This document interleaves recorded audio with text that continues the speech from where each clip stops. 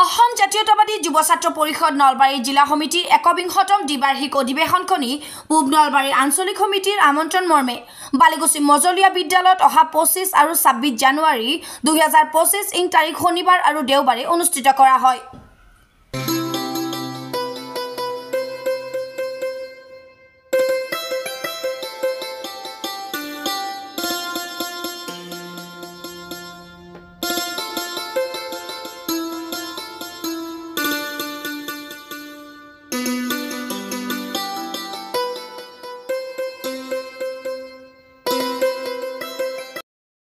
আন্তৰিক শ্ৰদ্ধা কৃতজ্ঞতা জ্ঞাপন কৰিছোঁ। তাৰ লগে লগে আজিৰ এই গণৰাজ্য দিৱসৰ আন্তৰিক শুভেচ্ছা জ্ঞাপন কৰিছোঁ।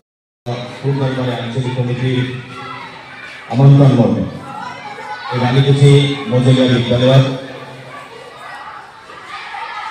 দ্বিবাৰ্ষিক আজি অসম জাতীয়তাবাদী যুৱ ছাত্ৰ পৰিষদ নলবাৰী জিলা সমিতিৰ দ্বিবাৰ্ষিক অধিৱেশন।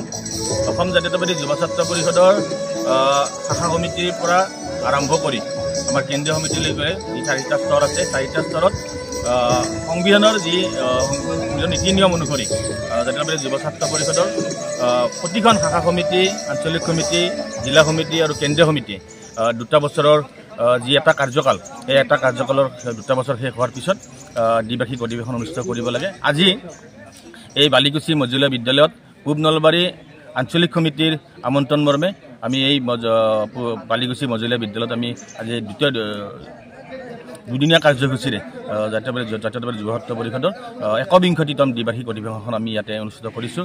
আৰু এই অধিৱেশনৰ লগত সংগতি ৰাখি আমি ইতিমধ্যে চিত্ৰাংকন প্ৰতিযোগিতা,